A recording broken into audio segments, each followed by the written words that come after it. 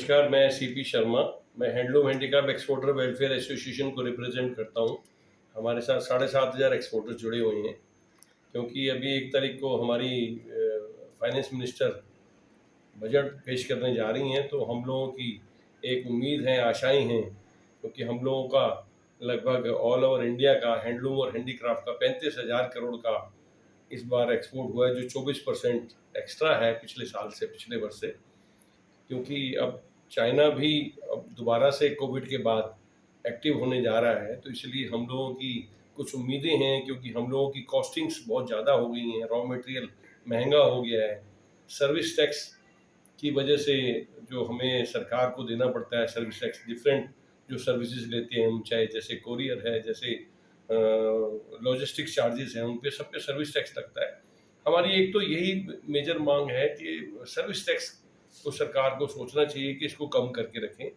दूसरा, हम ये सोचते हैं कि देखिए हम लोग अपने परचेज पे जीएसटी देते हैं।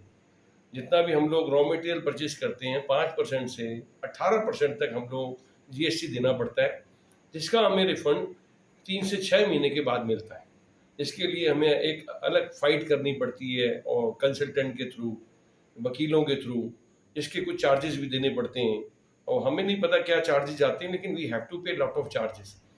इसके हमारा अगर किसी व्यक्ति की 5 करोड़ एक्सपोर्ट है, तो आप मान के चलिए लगभग 70-75 लाख रुपए एक जीएसटी का इन्वॉल्व हो जाता है, जिसमें गवर्नमेंट का भी कोई लाभ नहीं है और हमारी वर्किंग कैपिटल इन्वॉल्व हो जाती है। सरकार से हमारी ये शुरुआत से ही मांग है कि आप, जैसे पहले एच फॉर्म यूज होता था, जितने भी हम लोग परचेज करते थे, हमें sale tax department H form issue करता था, जिसका एच फॉर्म का हिसाब हम असेसमेंट के टाइम में देते थे। तो उसी तरीके के एच फॉर्म के रूप का कोई सिस्टम दोबारा से शुरू करना चाहिए, जिससे हम लोग जो भी परचेज करें अपने वेंडर को एच फॉर्म दे दें, एच फॉर्म के अगेंस्ट में हम लोग परचेज करें, हमें टैक्स देने की जरूरत ना पड़े। सरकार हमसे जीएसटी जमा करवाती है, उसके बाद जीएसटी रिफंड करती है। सरकार को अरबों रुपया सैलरी के रूप में देना पड़ता है, जिसके हिसाब रखने के लिए। तो ये सरकार का ही फायदा है। हम लोग कोई इंसेंटिव की डिमांड नहीं कर रहे हैं। हमें पता है सरकार सब्सिडी नहीं देगी। सब्सिडी हमें WTO के अकॉर्डिंग हम लोगों को जो है वर्ल्ड के लेवल पे आना है। हम लोग सब्सिडी कम सोचते हैं। हम सोचते हैं कि हमारी सरकार मदद करे किसी भी तरीके से। ईज ऑफ वर्किंग जो सरकार का नारा है, आसान काम आसान वर्किंग, तो उसमें हमें चार्जेस कम होने चाहिए। जो स्टेट गवर्नमेंट है चार्जेस बहुत लगाती है। जैसे कोई प्रॉपर्टी परचेज करते हैं, पहले ट्रांसफर चार्ज दो, उसके बाद रजिस्ट्री कराओ, तो स्टैंप ड्यूटी कम होनी चाहिए एक्सपोर्टर्स के लिए, अगर कोई प्रॉपर्टी खरीदते हैं हम लोग। तो उस तरीके के अगर आप सरकार मेजर करती है, डेफिनेटली जो सरकार का नारा है उत्तर प्रदेश में इन्वेस्टमेंट आए, मध्य प्रदेश में इन्वेस्टमेंट आए, वो सब तभी फलीभूत हो सकते हैं जब सरकार इन चीज़ों पे स्टेप ले। जो सर्विस चार्जेस हैं, सर्विस टैक्स हैं, और जो हम लोगों को देना पड़ता है पहले से ही, वो कंट्रोल हो। इसके अलावा हमारी मांग ये है कि देखिए, road tap, refund of duties and taxes, ये सरकार ने स्कीम लाई है, लेकिन इसमें कुछ सेक्टर जो हमारे गारमेंट के हैं, जो टेक्सटाइल के हैं, उनको बहुत कम चार्जेस मिलते हैं, कम रिफंड मिलता है। ये refund of duties and taxes जो हमें इंपोर्ट हम लोग करते हैं, जैसे हम लोग कोई एक्सपोर्ट करते हैं, तो उसके लिए कुछ हमें मशीनरी इंपोर्ट करनी पड़ती है, काज बटन इंपोर्ट करने पड़ते हैं, लेबल इंपोर्ट करने पड़ते हैं, जिसके लिए सरकार हमें इंपोर्ट लाइसेंस देती थी। वो लाइसेंस बंद हो गए हैं। मेरी मांग है सरकार से कम 5% जो हमारे एक्सपोर्ट का है वो हमें मिलना चाहिए, ताकि हम, अगर हमें अपडेट करना है, हमें चाइना का मुकाबला करना है, और हमें प्रोडक्शन अपनी हाईली क्वालिटी की देनी है, तो हमें वो मशीनरी, हमें वो प्रोडक्ट इंपोर्ट करने पड़ते हैं, कभी यूरोपियन कंट्री से, कभी जापान से, और कभी चाइना से भी। तो ये सब चीज़ें हमें इंपोर्ट करनी पड़ती हैं। इंपोर्ट करने के लिए कुछ एक हमें परसेंटेज फिक्स होनी चाहिए कि कम से कम 5%, कुछ चीज़ों पे पहले 5% या 7% था, वो अब आधे % से भी कम रह गए हैं। तो हम लोग उसके लिए फाइट कर रहे हैं, हमारी यही मांग है। इसके अलावा एक और बात कहना चाहते हैं हम, तो जो आम एक्सपोर्टर जो 5 करोड़ से कम की टर्नओवर कर रहे हैं, जो एक आम जनता की भी डिमांड है कि पहले जो लिमिट थी 3 लाख की, 2.5 लाख की, वो 5 लाख तक आनी चाहिए, क्योंकि मनी डेप्रिशिएट हो रहा है, रुपए की वैल्यू गिर रही है, रॉ मटेरियल की वैल्यू बढ़ रही है।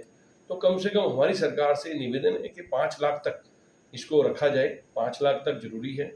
और ये हम लोग सरकार के साथ हैं, हर तरीके से देश के साथ हैं। देश के जीडीपी को हमने बढ़ाना है, देश के एक्सपोर्ट को हमने बढ़ाना है। हमारे मोदी जी का जो सपना है, उनके लिए मोदी जी ने हमारे लिए बहुत काम करा है। हमारी आज पूरे वर्ल्ड में हमारे प्रोडक्ट की डिमांड है, क्योंकि आज हमारे जब भी हम एग्जीबिशन लगाते हैं, हमारे प्रोडक्ट को सम्मान सहित देखा जाता है। ये सब हमारे मोदी जी का ही हमें ब्लेसिंग्स हैं। मेरी केवल यही कहना है कि हम लोगों को जो भी फॉरेन फेयर मिलते हैं, वो 2 की जगह 4 फेयर मिलने चाहिए, जिससे हम लोग अपने एक्सपोर्ट को और आगे बढ़ा सकें और हम लोग अच्छे फेयर लगा सकें। और हमारा जो रिम्बर्समेंट होता है वो पहले से ही एमएआई के अंडर में कवर होके उसको रिफंड दिया जाए। एमएआई का मतलब सरकार उस फेयर को पहले से ही डिस्काउंटेड कर दे। अभी तक जो होता है कि हमें वो फेयर का रिम्बर्समेंट लेनी पड़ती है, पहले पेमेंट करें और उसके बाद रिम्बर्समेंट लें। ये बेटर रहेगा छोटे एक्सपोर्टरों के लिए, क्योंकि अगर जो 2 करोड़ का एक्सपोर्ट कर रहा है तो उसको उसके पास 5 लाख रुपए लगाने के लिए नहीं होते हैं। जो 70% या 60% जो गवर्नमेंट सब्सिडी देती है वो एमएआई के अंडर में आएगा तो वो बेटर रहेगा। हमारी यही सरकार से 2-3 मांगे हैं। मुझे लगता है कि सरकार इसको सुनवाई करेगी। हम लोगों ने यह अपना मैडम को अपने पत्र द्वारा ऑलरेडी इंफॉर्मेशन भेजी है, क्योंकि हम लोगों के पास ये सूचना थी कि भी हमारे जो मांगे हैं वो भेजें, तो हमने वो सब भेज दी हैं मैडम को, तो उनकी हमें एक्नॉलेजमेंट भी आ गई है। तो हमें उम्मीद है कि यह सब पूरा हो। एक और बात मैं कहना चाहता हूँ, देखिए अगर फैक्ट्री और इंडस्ट्री को बढ़ाना है, जैसे कैपिटल गेन, कभी कोई हम एक रेजिडेंशियल प्लॉट खरीदते हैं और उसे बेचते हैं तो हमें 2 वर्ष या 3 वर्ष का समय मिलता है, हम दूसरी प्रॉपर्टी खरीद सकते हैं। तो वो नियम फैक्ट्री पे लागू नहीं होता है। तो अगर हम फैक्ट्री खरीदते हैं, फैक्ट्री बेचते हैं अगर कोई, तो वो सेम नियम जो रेजिडेंशियल में लॉ है वैसे ही सेम नियम इंडस्ट्री पे भी लागू होना चाहिए। क्योंकि अगर कोई छोटे साइज की फैक्ट्री बेच रहा है तो उसने 1000 मीटर की फैक्ट्री खरीदनी है, बड़ी फैक्ट्री खरीदनी है, और सरकार चाहती है कि इंडस्ट्रियल एरिया बढ़े, प्रोडक्शन बढ़े। तो सरकार को इस मामले में चिंतन मंथन करना चाहिए। यह बहुत अच्छा है।